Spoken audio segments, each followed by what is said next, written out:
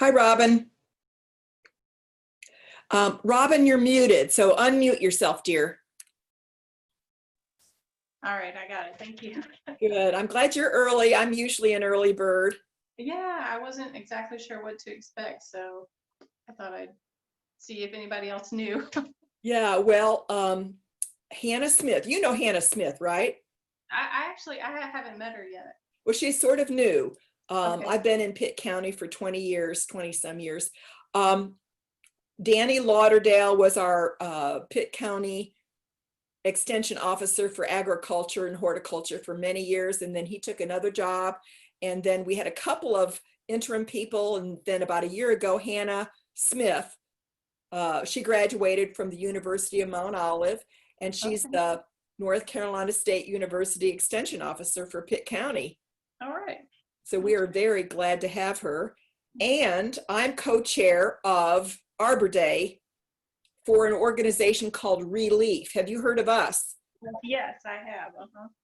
So there's Relief in Greenville, there's Relief on campus. It's called Relief at ECU. That's the student group. And I've been working with the public schools, Eastern Elementary School here in town. Now, where are you located physically right now? Well, right now I'm at home in Winterville, but our office is just off County Home. Okay. So anyway, last spring, Eastern Elementary School, which is about 3 blocks from me, and I've got some friends there, they said that they would host the Arbor Day, and we had the site for the trees all planted, and then the pandemic hit, and Arbor Day got canceled. It's usually a spring event. Sure, yeah. And then, so Hunt, our president of Relief, said, let's go ahead and have it virtual. So we did, but we were going to do a 2-part program. We're going to have the first part from 11 to 12 in person with the mayor and a proclamation. He has a proclamation. I think he's going to be with us today, and he's going to read a proclamation about Arbor Day. So, but then in the last 2 or 3 days, that first part got really postponed. The children are going to continue to plant trees this coming week, maybe Tuesday, 4 trees. The city has dug 4 holes, or is going to dig 4 holes, and have crepe myrtles put there so the children can put the trees in the ground and put the ground around the trees. And that's going to happen this coming week. So the reason that first part from 11 to 12 got canceled is because they're not supposed to have any extra people on campus, but they thought it was just campus, and that means not even outside. So we all got the word that not even outside. And then at noon today, all along, Mrs. Money, M-O-N-E-Y, the 3rd grade teacher, and all of her kids are going to come in remotely with Hannah, and they're going to see a PowerPoint that Hannah's put together, and then they're going to ask questions about trees. Oh, okay, very nice. Wow. And then Kevin Heffron, what's his title? He's with the city. Right, he's with Public Works, their assistant director. Maybe? Okay, I think that's right. So he contacted you to say a few words about trees. I guess it's supposed to be how Arbor Day started. So. Oh, nice, nice. I could talk about trees too. So we have a lot of players here. We have Hannah, the Zoom host. She's right here in Pitt County. And then we have Hunt McKinnon. He's the president of Relief and co-chair of Arbor Day. And I'm Alice Arnold, Dr. Alice Arnold. I'm co-chair of Arbor Day, and I've been doing the virtual plan.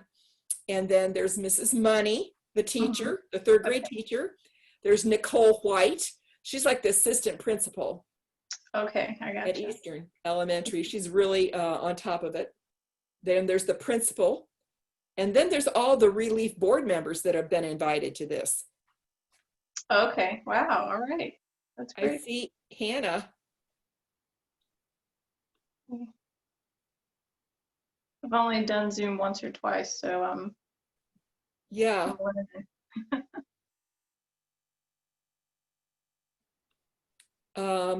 She should be coming in to this meeting, Robin.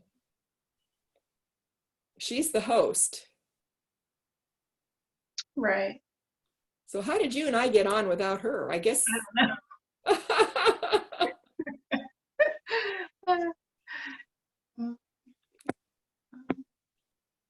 So if I look at participants, I just see you and me.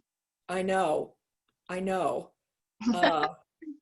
But I see her Okay. Zoom icon Oh, okay.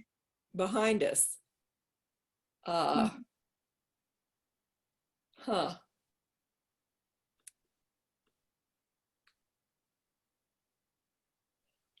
What I'm going to do, Robin, is I'm going to go. I just got a little pop-up screen. One reminder in 11 minutes is the Zoom call.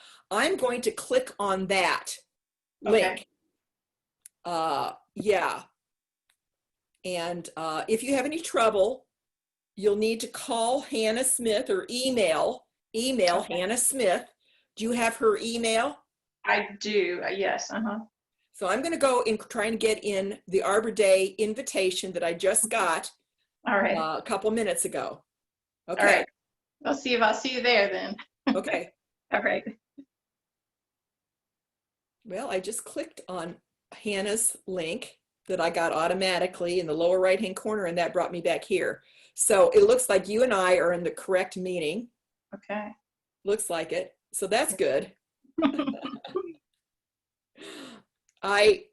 You've only done a couple Zoom meetings. I've been doing a lot of WebEx meetings because the state of North Carolina, the public schools, that is all of them, pre-K through 12th grade, all the public schools are using WebEx, and then all the universities and colleges are using WebEx or Teams.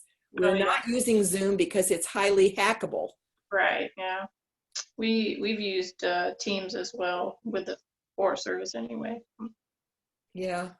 They all seem to be just about the same. In fact, I was listening to somebody saying that the man who invented WebEx went on to invent Zoom. So this guy's really rich. What degree do you have? You have a degree in Forest Service? I have a degree in Parks and Recreation, but I concentrated in natural resources. So, and I got a little bit of experience in natural resources. I was out in Colorado for a little bit. So, where did you go to school? I went to NC State, so right around. It's a really good school. Yeah. Oh, yeah. It's been great. So. Yeah. Wonderful. Where are you from originally? I am originally from Fountain in Pitt County. And then I went to Colorado for about 8 years and then decided it was time to come home. So. I love Colorado. I have not really been there much. I flew into Denver for an art conference for 3 or 4 days, but I was mostly at the conference. Yeah. Yeah, it's great. It's beautiful. Yeah. All kinds of stuff out there. So. Have they been affected by the wildfires? Yeah, so they have 2 right now that I'm aware of, and it sounds like the smoke is just, the fires are in the mountains and the smoke is, all the way on the other side of the country. So. Hi, Kevin. Hey, Mary Alice. Hey, Robin. How are you? Hey, great. Well, this has been a day that's been long in planning. Sure. And then in the last 3 or 4 days, we did a real pivot. Right. And actually, yesterday was a very bad day for rain, lots of rain. It would not have been a good day to dig holes, I don't think. So Eastern Elementary School has suggested that Tuesday would be a good day to actually have the little 3rd graders plant the trees. Nobody other than school staff should be there. And so I said, well, you don't want me there. She said, well, Dr. Arnold, not really. I really don't want you there. So we're all disinvited to be there for the ceremony. But I think the mayor's going to be with us today at noon. And I think he'll read a proclamation that today is Arbor Day. That's right. So, yeah. So that's really cool. Yeah, Alice, we're going to dig the holes Monday after 2. And then leave the trees either there Monday afternoon or early Tuesday morning for the kids to plant them, then go back Tuesday afternoon and tidying them up. That sounds like a really good plan. Nicole White at that school, like assistant principal, is very on top of everything. Right. Hi, Quincy. Hey. There's a Quincy. Oh, Quincy is a third grader at Mrs. Money's school, I bet you anything.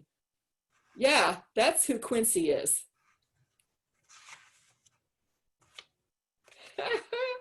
I just got to know Robin, and she's hi, Hannah Smith.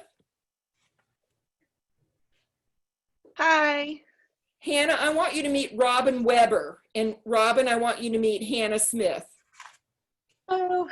Robin is a forester. Right, yeah, so I'm the assistant county ranger, so, for the Who's county. the county ranger? It's Michael Blake, and he's actually in California right now for some wildland firefighting.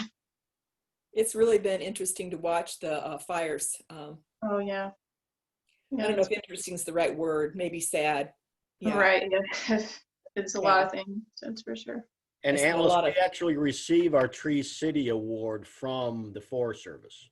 Okay. So they're the ones that make really, they're the reason we get it, is because we submit a Tree City request, as we've done for 31 years now, I think. Mhm. Yes. And we have to go through the requirements of proclamation and ordinance, budgetary expenditures, and so we're very fortunate for them Yeah. to be offering us the program. It's wonderful. Like I say, the first time I knew about Relief, I went out to one of the schools, and my good friend Pat Dunn did the proclamation. She was the mayor at the time.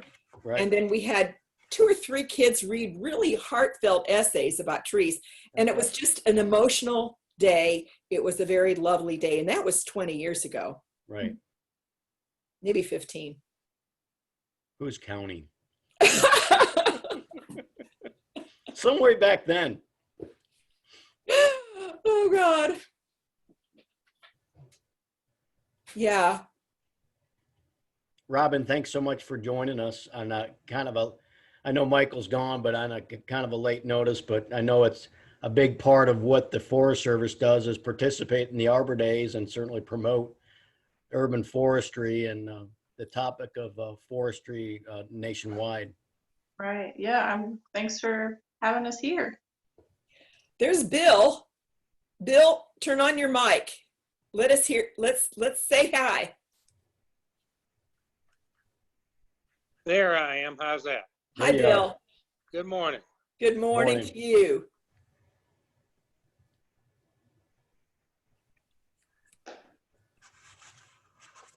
So I've been a member of Relief for probably 30 years.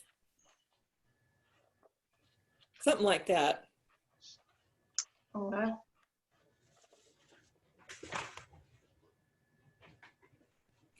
I So saw Robin, one little third grader appear, Uh-huh. and then he disappeared. So I guess he thought maybe it's a little early for me. Yeah. Alice, Yes. I wanted to let you know that Sarah has become the department chair at FSU. I know. I know it. I just invited her to my research class. I'm going to have one qualitative researcher and one quantitative researcher, and she was my qualitative girl. And she told me she just got promoted. Yes, this has just happened. I did it at ECU. I was department chair for a couple years, and it was busy. Hi, PJ. PJ, unmute yourself. I got you. Hey, how you doing? Hi. Hey. Good morning. Good morning. Hunt. Hi, Hunt. Hey, Alice. How's everybody? Good. Good Good. morning, huh? Hey, Bill. Hey, Good Kevin. morning, huh? Hey, Mayor. Good. Hey, Robin. So, I think- Hannah, Yeah. I'd like to say a word or two of appreciation when we start. And it probably is an opportunity for you to let other people in, because what I have to say is not crucial to what the program is, but I think it's the right thing to do. And I'd like for you to allow me to do that. Yeah, absolutely. So I had planned on starting with you doing a welcome and saying the things that you need to say, and then I was going to introduce the mayor, of course, for any remarks and things that he would like to make. And then I was going to start in on my presentation unless there's something that I have missed that we need to add in. Sounds lovely. Sounds perfect. And with this rainy day, I'm glad we have a rain day already scheduled for next week. Thank you for doing that, Kevin. Yes, sir. I see Mrs. Money and her kids. I mean, Hi, Mrs. Money. Hi, Rebecca. We're just trying to get our seating arranged. We're 6 feet apart, but we're 6 feet apart, so I'm trying to figure it out. That's why I'm muted. Wow. And Hannah, I may have other students joining. If you're not sure if they're a student or not, just let me know the name and I'll tell you if it's somebody to be admitted. Okay, I have a Quincy. Yes, Quincy's one of our students. Hi, Quincy. He's not in here yet. I think it's one you're admitting. Hi, Yeah, Christy. he just joined. Oh, good. Very good. See, I told you in the right. There's Quincy. Hey, Quincy. All right, can we get Ashlyn? Let's see, Edmund, where are you? Let's back up a little bit. We're gonna slide Ashlyn over this way. What if we start? All right, girl. There we go.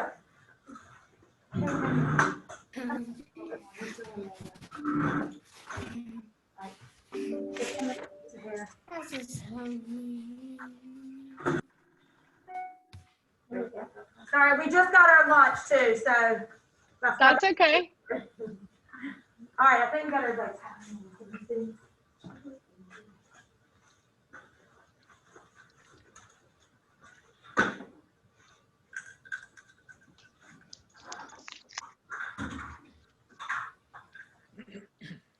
Well, if Miss Money's ready, then Hunt, I will toss it over to you and for any remarks you'd like to make to get us started today. Thank you, Hannah. So it's my privilege as president of Relief to welcome you all. Thank you for taking the time to be with us. Thank you, Mayor, for making the time. I don't see Mr. Johnson, but Mr. Johnson and Nicole White have been stalwarts in making this happen. And we had a sort of false start. We had a amazing Arbor Day set up for Arbor Day, the real Arbor Day in the spring, and something got in the way called coronavirus. So thank you, Alice, for reshuffling everything. Thank you, Nicole. Thank you for making all of that happen and coordinating with Mr. Johnson. Miss Money, we wouldn't have had a chance to be with your class, and Arbor Day is all about your class. Arbor Day is about children planting plants, and I'm looking out the window here at the lab, and I don't see it. This is a really great planting day, so we're really glad the way that worked out. Thank you, Kevin, for that. Thank you, Kelly, for working with Kevin with that. I see some of our board members here. So I see Bill's here. I can see, let's see who else. Brandon's here, and he's our person that's going to help us with our Facebook. And also I see Robert Malpass, who is Relief at ECU. So our student representative is here. And Alice, I just want to end with you because you're the one that's made this happen, mostly with Hannah and with Miss Money. And I think all of you deserve a round of applause. And I'm told in the Zoom world, this is how you applaud. So I'm applauding you all. And with that, Hannah, I have no more to say, and I'm turning the program to you. Okay, and we have. Oh, wait a minute. I'm sorry. I missed our forester, Robin Weber. Thank you. And we're going to give you more of an opportunity to speak at a later date. This is a little bit different in many regards, and we're looking forward to having a bit more contact with you. All right, and with that, that's it for me. Okay, and then we have the wonderful opportunity to have the mayor with us today. So PJ Connolly is with us, and we're happy to have him. If there's any remarks that you like to make. Sure, absolutely. I'm getting hungry looking at everybody eating food in there. Are you guys gonna save? Are you gonna save us something to eat? And I see you down in the front. You were dancing earlier too. They're hungry. Yeah, I saw you. Don't shake your head. I saw you. You're good. You're a good dancer. Again, I'm PJ Connolly. I'm the mayor of the city of Greenville. It's an honor to be with you guys here today, to be able to celebrate Arbor Day. It's extremely important for us as a community to always let people know how important it is to have trees in our community for multiple different reasons. If that's erosion, if it's for oxygen, if it's for protecting the wildlife throughout our community, it's extremely important. So we as a city understand that as we continue to grow, we need to make sure that we're incorporating that trees and vegetation must also come along with that. And I think if you drive up and down some of our major corridors, you'll see that we've had trees that have been planted. And that's one of the first things that I notice when I drive up and down like Greenville Boulevard or some of our major ones, how much prettier our city looks because we have those beautiful trees throughout our area. So we'll continue as a city to make sure that we support Arbor Day and continue to promote planting trees throughout our entire city because it's extremely important and it actually beautifies our community as well. One other thing I also like to do while I'm on the call today is I put together something special for this day. I put together a proclamation, and we do have a hard copy of this as well, but if it's okay with you, I'd like to read the proclamation for this special day. Please do. All right. It says, whereas in 1872, J. Sterling Morton proposed to the Nebraska Board of Agriculture that a special day be set aside for the planting of trees. And whereas this holiday called Arbor Day was first observed with the planting of more than 1 million trees in Nebraska. And whereas Arbor Day is now observed throughout the nation and the world, and trees can reduce the erosion of our precious topsoil by wind and water, cut heating and cooling costs, moderate the temperature, clean the air, produce oxygen, and provide habitat for wildlife. And whereas trees are a renewable resource giving us paper, wood for our homes, fuel for our fires, and countless other wood products, and trees in our city increase property values, enhance the economic vitality of business areas, and beautify our community. Whereas trees, wherever they are planted, are a source of joy and spiritual renewal. And whereas Greenville has been recognized as a Tree City USA by the National Arbor Day Foundation and desires to continue its tree planting ways. Now therefore, I, PJ Connolly, Mayor of the City of Greenville, do hereby proclaim September 18th, 2020 as Arbor Day in the City of Greenville, and I urge all the citizens to support efforts to protect our trees and woodlands. Signed, PJ Connolly. Yay! Yay! Yeah. I just want to say thank you for everyone that continues to push this effort. I think it's extremely important, and I'm very grateful to be able to be a part of this special day. And I hope that we as a city will continue to celebrate this wonderful day and also push the importance of planting trees throughout the city. Thank you for your commitment, Mayor. Absolutely. Thank you. Thank you. Yeah, absolutely. Thank you so much. Thank you. So if I'm not missing anything else, I'm going to hop into my presentation, and I can see most of Miss Money's class in there, and I see we have a couple of students joining from home. So hi, everybody. Nice to meet you, so to speak. So my name is Hannah, and I am the horticulture extension agent for Pitt County. And that basically means that I'm a professional plant nerd. That's what I tell everybody. I love all things plants, trees included. So I'm super excited to talk with you guys a little bit about why trees are so important for us, other than obviously being beautiful. They do so many different things. And it actually sounds like the mayor could have been my right-hand man on this presentation with those facts he was giving us earlier. So good job there. So I'm going to share my screen.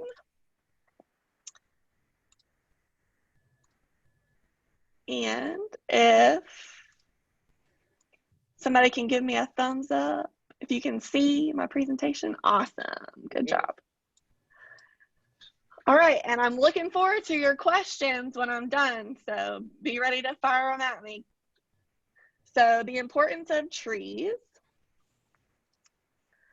So benefits. So everybody always asks why I love plants so much, and it's because they not only look pretty, but they do so many other cool things. And trees, being some of the biggest plants we have, do lots of awesome things. So these are just a few, and I know it's a lot of words, so don't try to read.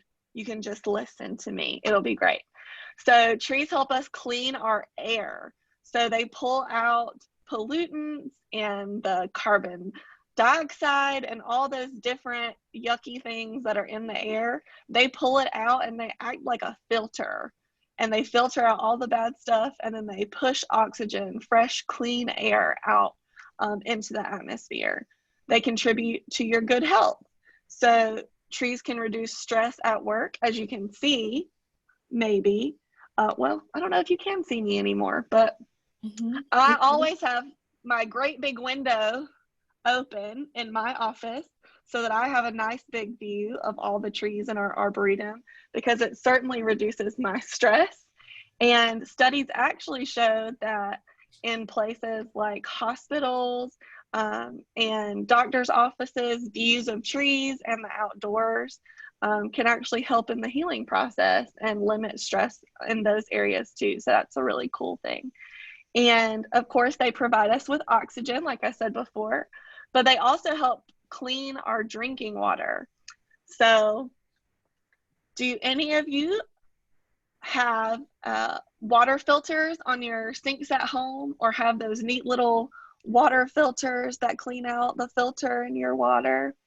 So trees kind of act like that for rainwater and roof runoff that we have from rainfall, and especially in cities like Greenville, that's super important, because when you have large urban areas where there are a lot of buildings and cars and highways, there's a lot of things that can get into our water as it runs across the roads and off of our houses, and trees help to filter all of that out. And underground aquifers, which are like underground lakes, big ponds underground, is where all that water goes, and that water is actually clean and really good for drinking because the trees have filtered out all the bad stuff.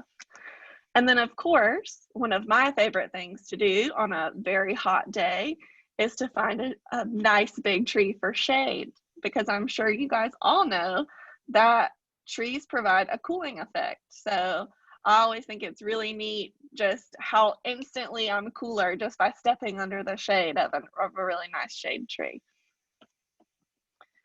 So they also help reduce the effects of climate change. So like I said before, they absorb carbon dioxide, and that's something that when it gets into our atmosphere, it can break down our atmosphere, and it can cause some really crazy things to happen with temperature and weather, kind of like the half dozen hurricanes we have waiting for us out in the ocean. So trees help reduce the effects of that and helps to regulate our environment. And they benefit wildlife. And I'm sure you guys will be able to tell me different ways that they benefit wildlife. Put that in your pocket. I'm going to come back to it. But they provide homes and food sources and hangout spots, all sorts of neat things for wildlife and animals. So can you guys think of any other things that trees do?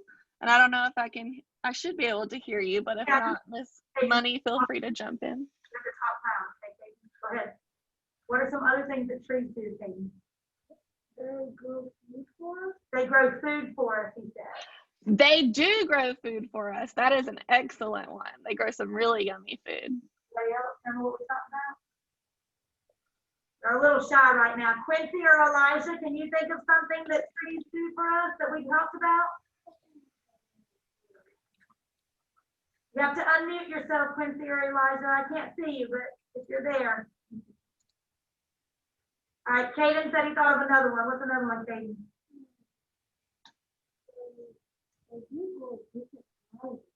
Right, we talked about that. We said he's just saying they grow different kinds of food. Yeah. Yeah. So, Different things. yeah. So they grow, we have trees that grow nuts like pecans and nuts. Those fun things.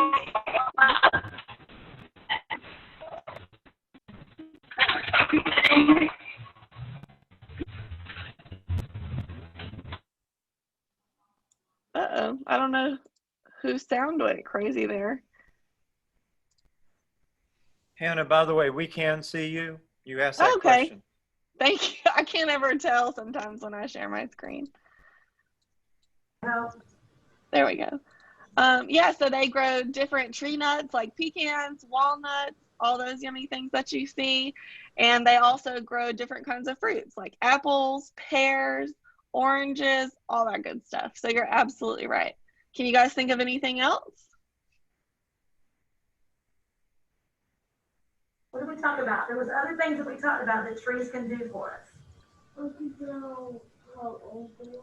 she's going to talk about that in a minute. They're fascinated with the fact that you can tell how old the tree is. Oh, yeah. We'll talk about that. You're going to talk about that in a little bit. Bahia, did you think of something? No. Can we play on trees? Can they Yeah. Yeah, you can play on them. You can build a tree house. You can build a tree house. You can build things. Yeah, absolutely. Trees. So you can play in trees, you can build things with trees. And do you guys like coloring books or to draw on paper, or do you use paper in your classrooms? Yes. So those all come from trees. So trees do all kinds of really cool things. Good job. All right. So there's two main types of trees that you see out and about. So there are evergreen, and the name sort of gives it away. So they are evergreen, which means they're always green. They don't turn colors or lose their leaves during certain part of the year. But the ones that do turn those pretty red, orange, yellow, all those awesome fall colors that we see, we call those deciduous trees, because in the fall, their leaves fall off and they go dormant and sort of rest for a little while before spring comes around. And they pop back out in their beautiful flowers and green leaves. So those are two kinds of trees that we have. Bahia wants to say something. Sorry. Yeah, no, go ahead. In our neighborhood, we have one tree that turns all yellow. Right, those are my favorite. I think they're so pretty. I love fall when all the trees turn different colors. I think it's so cool. Quincy, do you want to tell Hannah what we did last week when we talked about these trees when you were here? Can you unmute yourself, Quincy, and tell her what we took a picture of? He's working on it. Okay. He's working on it.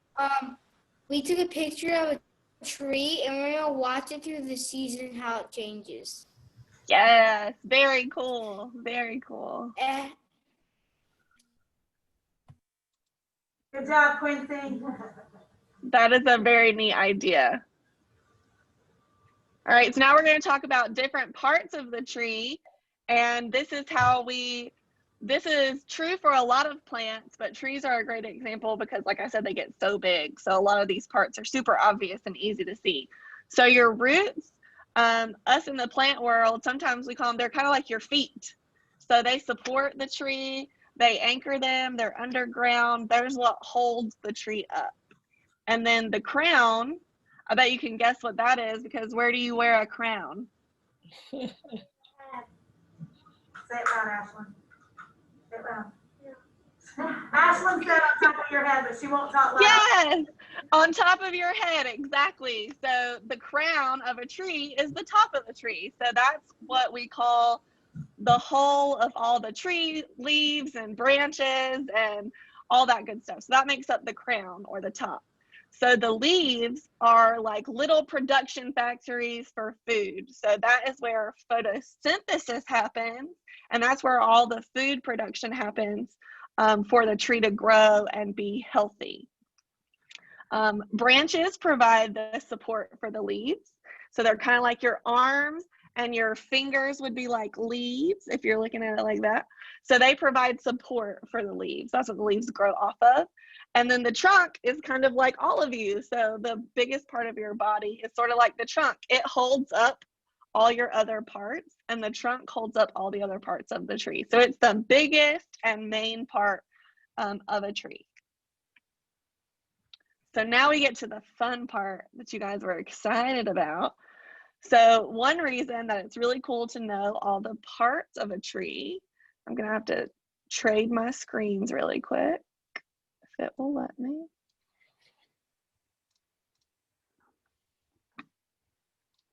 Let's see. Is that you can tell how old a tree is by looking at the trunk. I'm trying to see. There we go. Share my screen. I'm trading screens on you. Here we go. So now you guys should see something that says the life of a tree. Does everybody see that? Good, good. Good, awesome. So here we go. So we're gonna go through this little slideshow, and this is something that you guys can do from home too. So I shared the link with Miss Money, and this is actually from the Arbor Day website, and they have a lot of really cool games and activities and slides like this where you can learn more about trees and all the cool things that they do. So first, to know how old a tree is, you have to know what makes up the tree trunk. So in the trunk of a tree, there are different layers, and each layer serves a different purpose for the tree. So this outermost layer, which is what we see, so when you're playing on a tree or walking by a tree and you touch that bark, that's the outer bark. So that's what you see on the tree with your naked eye. So that's what you see. And then underneath that, and sometimes you see this if somebody runs into a tree, or if you kick a tree, or anything that bumps and knocks off that outer layer, then you see the inner bark, and we call that the phloem.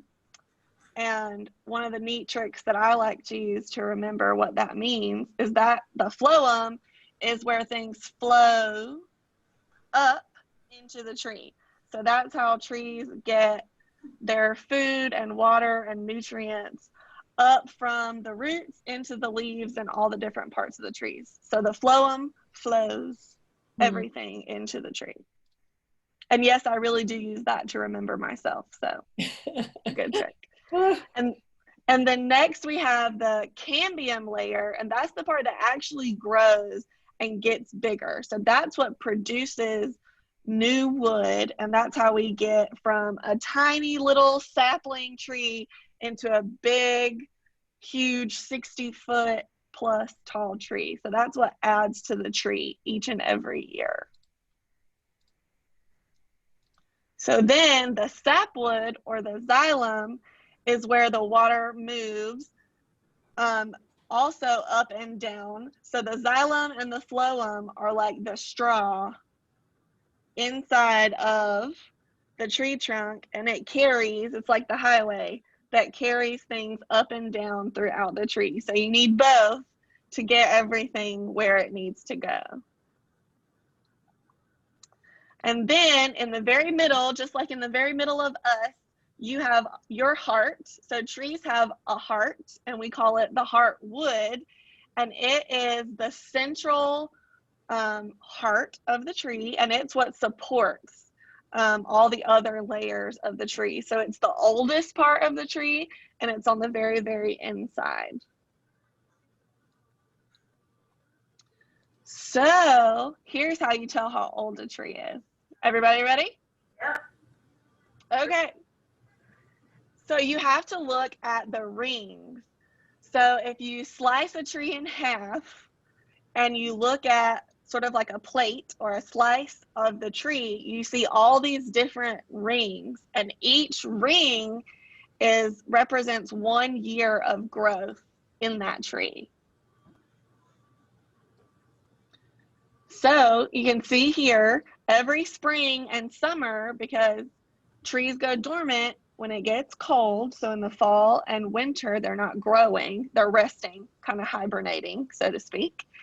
And in the spring and the summer, when they grow, they add these new layers that you see. And you can tell that, I hope you can see this. Miss Money, let me know if you can, because I hope it's big enough on your screen. But you can see that some layers are closer together and some are farther apart. And that some layers are dark in color and some layers are light in color. And these all tell you a story about the tree. So when the growth is slower, the wood is darker because it takes longer for those cells to form. And so they show up as darker wood. So you can know that if you see really dark rings in the crosscut of a tree, that was a slow growing season for that tree.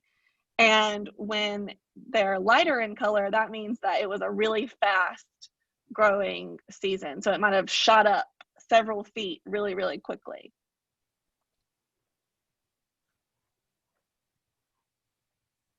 So you can see here, we know that this particular tree in this example is 62 years old because you count the dark rings in the tree. So each ring counts for 1 year of growth. And so you count the rings and you can know how old a tree is. So for instance, out in California, there are these really famous redwood trees that are decades and sometimes hundreds of years old. So if you can just imagine if one of those ever fell down or you had the opportunity to get a cross section of one of those trees, how big it would be and how many rings you would see because those trees have been alive and growing for so long. And this just takes you through and it says it sprouts from a seed. And then it shows you here for the first 5 years, it grew and added these little rings to the inner part. So you can see that's how big that tree was. It's just those small little rings. That was the actual size of the tree when it was 5 years old. Right behind it, right behind the tree. Right here. I'm trying to use my pointer. I hope you can see it. That's what she's talking about. It started. And so now the rings are getting bigger. Yeah, so now the rings are getting bigger. And so this tells us, so you can see on this side, the rings are really close together. And on this side, the rings are farther apart. So that tells us that something pushed up against this tree during that growing season or during that year of its life, and it made it lean. So it made the growth be uneven, and that's how you can tell.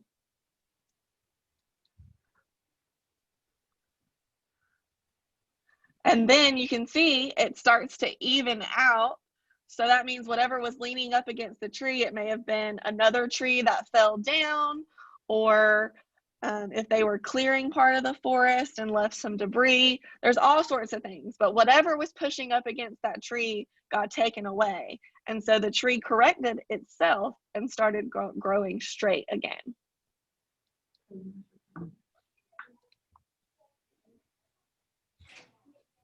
And so here we see really good growth, really quick, lots of close together rings where it grew very quickly. And so that kind of lets us know that it was healthy. Those were good growing seasons. It was probably getting a lot of sunlight, a lot of rain. There was probably very little competition. So there probably weren't a lot of other trees around this tree. And so it didn't have to fight to get its food and water and nutrients. And here, this tells us a really neat fact. So a lot of, and I'm sure Robin could probably speak to this too, but when there are forest fires or any type of external natural damage, within a forest, any surviving trees from that fire will show evidence that that fire was there. So they will have some sort of interruption or scarring in their ring growth. And that lets you know that some sort of active nature has affected the growth of that tree. And so in this example, you can see they demonstrated it by the scarring in the tree. So that means that part, that growth in the tree was probably burnt off or scarred or damaged, and the new growth grew around it. So you can actually see it.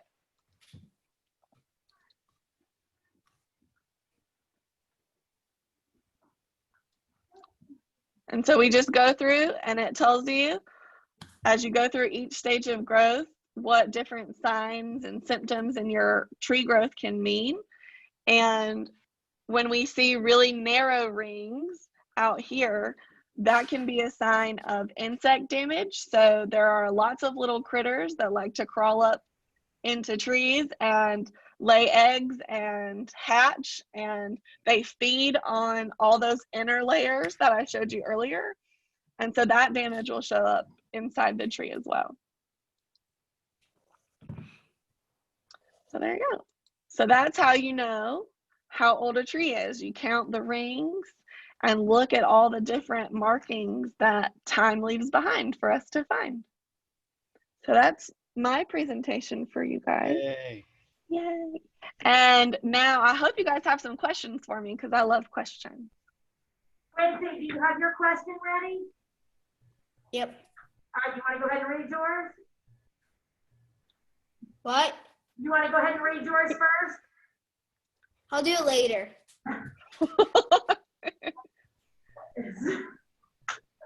Kaden, do you want to do yours then? All right, Kaden has his ready. Get your paper out.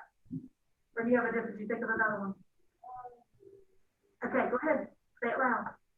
What if all the leaves that fall off the tree and never grow back? So Kaden, could you hear what he said? He said, what if all the leaves that fall off the trees never grow back? So that does sometimes happen, and I get a lot of questions from concerned and worried homeowners when they have a tree in the spring and the leaves don't come back. So that tells us most of the time that the tree is probably sick. And so that's when I normally get a call to go and take a look and try to see what might be causing those leaves to not grow back. So sometimes it wasn't getting enough sunlight or water. Sometimes we need to give it some extra food like fertilizer. If there's a lot of insect damage and a lot of creepy critters are up in the tree, that can hinder its growth and make the leaves not come back. So that does happen sometimes, and most of the time it's not a good sign. And that was a great question. Hannah, I actually have a tree at my house, and the leaves only grow on half of the tree. The other half doesn't grow any leaves. Very interesting. Same rules apply. I would check for critters. ES has a question. I'm trying to get him unmuted. I see that. Thank I you, see. Kevin. Yep. Elijah, you have your question, bud? Oh, you said no. Can he unmute himself? Yes. I don't know if that's Nana or Mom sitting there. There we go. There we go.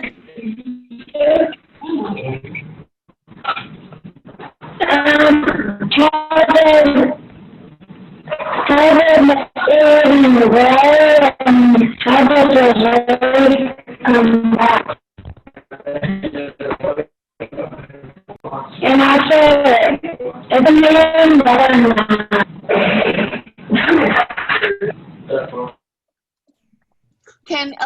Can you use the chat box? Do they know where the chat box is? They should. He's got his either his grandmother or his mother right there with him. Yeah, can you use the chat box and type it in for me? Because it was a little hard to hear your question, and I definitely want to make sure we answer it. Plus, I want to hear what it is, because I'm sure it's a really good one. I think Edwin's ready. You want to ask your question, Edwin? Okay, go ahead. Say it loud. Why do trees need to grow in the rain about the rainforest and all the trees that grow there, and why do they need to grow there? So just like people and animals, I'm sure you like, some people like to be hot and some people like to be cold. Some people love the rain. I don't really like the rain. I don't like to be wet. It's not my thing. And plants are the same way. So there's all different hundreds of thousands of different kinds of plants, and they all like different environments, and they all need different things to grow. So all the different trees and shrubs and flowers that grow in the rainforest grow there because they love that environment. So they love that it's hot, they love that it's humid, and they love that it rains all the time. So that's just like their favorite place to be. That's where they're the healthiest and the happiest, and so that's where they grow.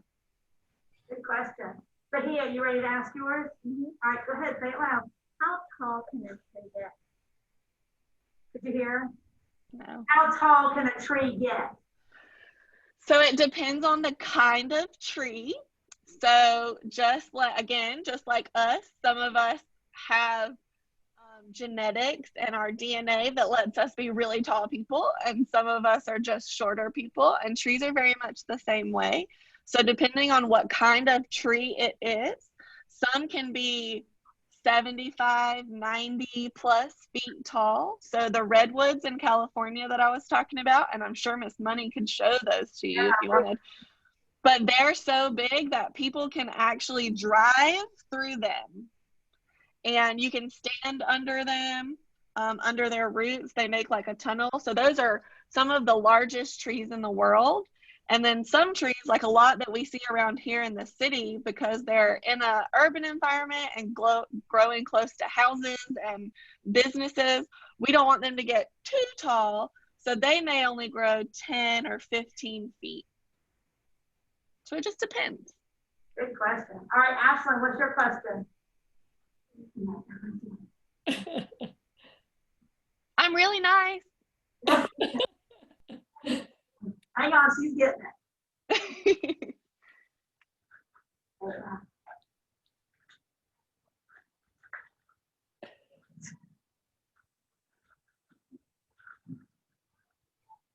You got it. You want me to read it? Yeah, this mic will read it. This mic's going to read it for us. How do leaves grow on a tree? How do leaves grow on a tree?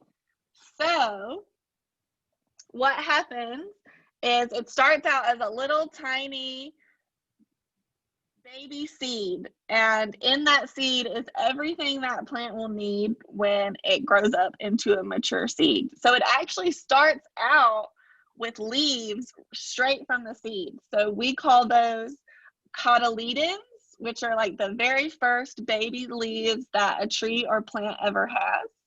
And so as it grows older, just like you need more food to grow as you get older, you're hungrier, you can eat more, you can eat different kinds of things. Leaves are the food factories for trees. So as leaves get bigger, they produce more leaves so that they can get more food to keep growing and stay healthy. So they use photosynthesis and sugars and water and sunlight, and it all mixes up into a magic potion. No, I'm just kidding. Into a food source that develops new leaves. Good question. All right, Quincy, go ahead and ask your question.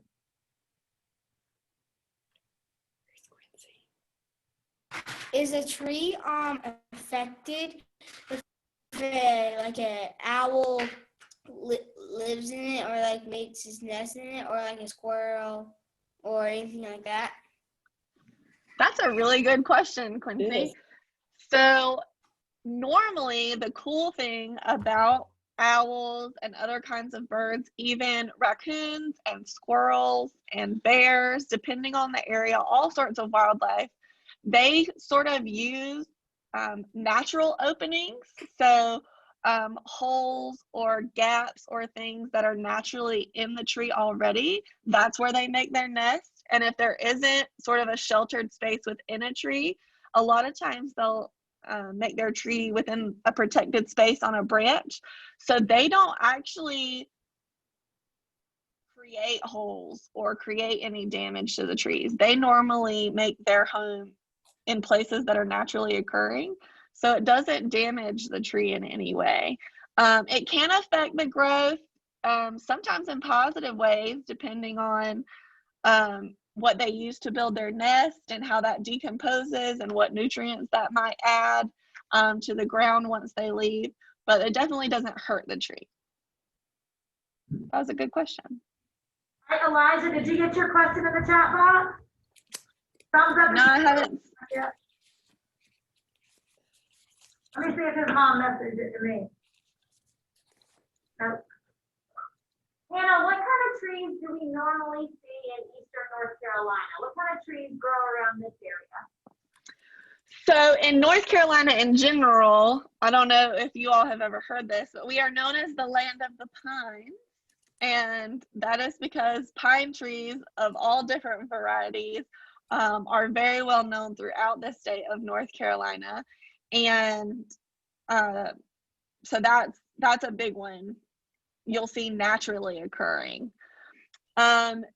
It's hard to say nowadays because we have so many specially bred trees, and we're bringing in trees from so many other places for landscapes around businesses and buildings.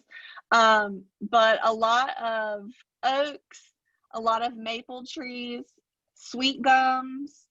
I see a lot of crepe myrtles, but they sort of plot their way here. But a lot of those do what we call volunteer. So they just kind of pop up whether you planted them or not. And you see those a lot in forested areas. So let's see, I have some in the chat box. So Robert said, why do trees normally grow straight up? You guys are asking me good questions.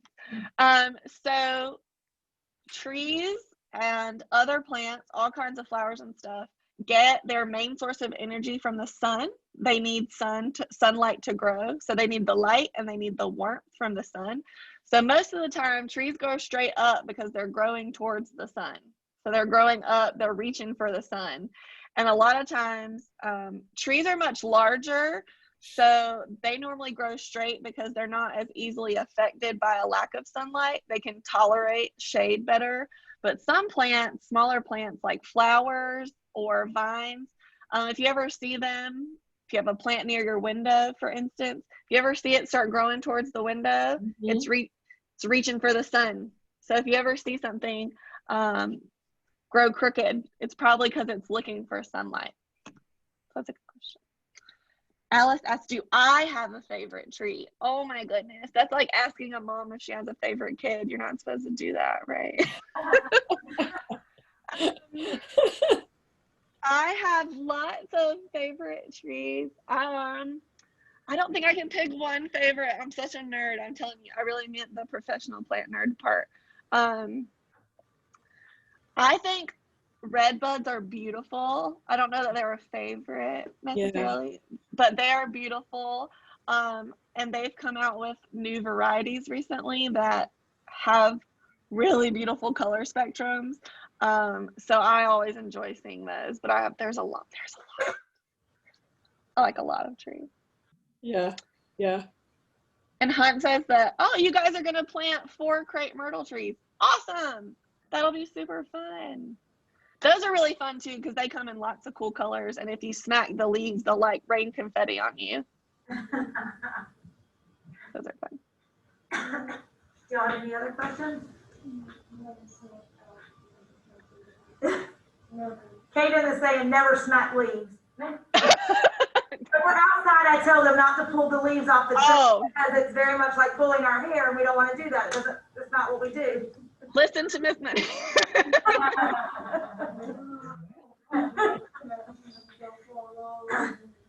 Y'all have any other questions? Anything you thought about while she was talking? Oh, good stuff. Quincy, do you have any other questions? Or Elijah? Yeah. I think that's Nana.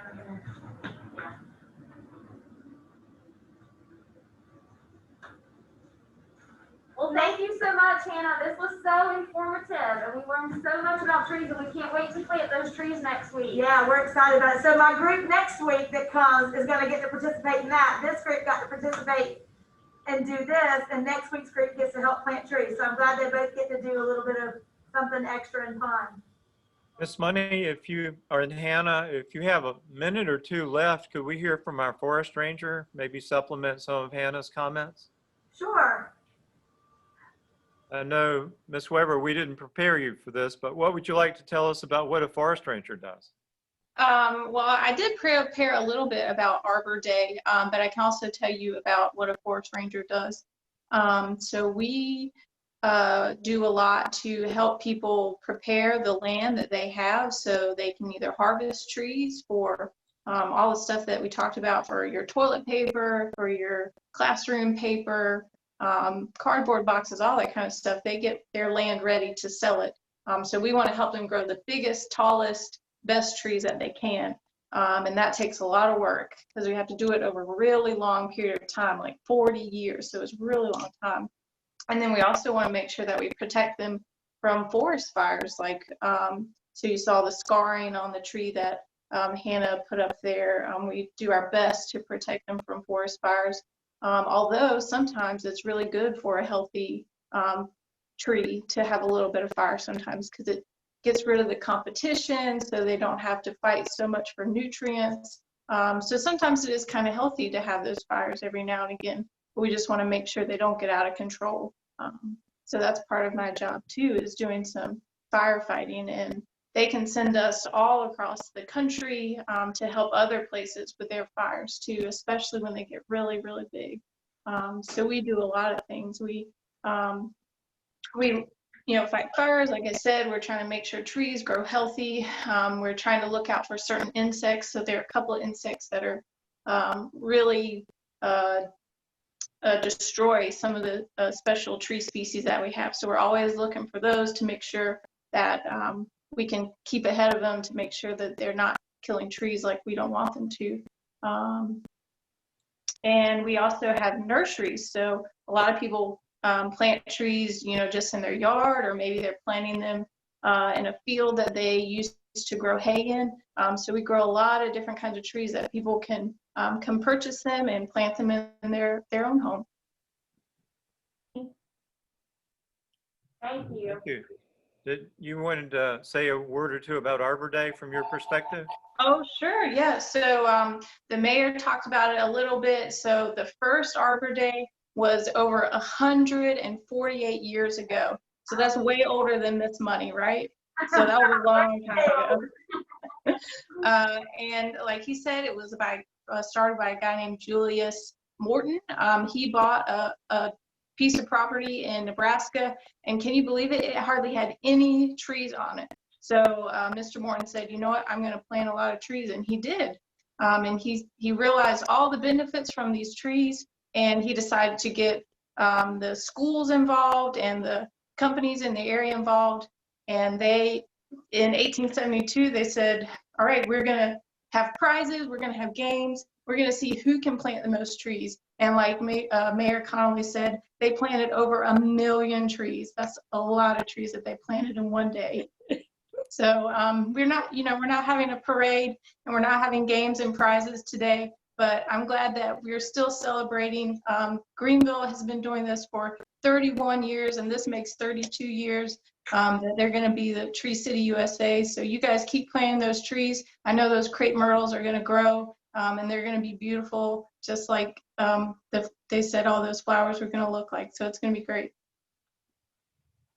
Thank you. Yay. Thank you.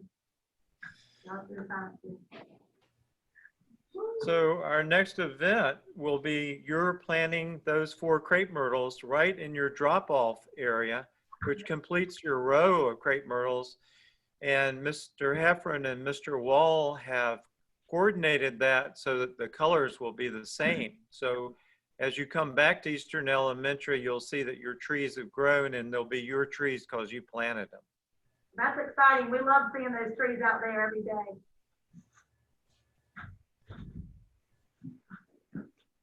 Having me, and hopefully I look forward to doing this next year in person, hopefully, and having some cool extras to go along. That'd be great. Thank you so much. Thank you, everyone. Thank Thank you. you, job, Hannah. everyone. Thank you, Robin. Thank you, Mayor.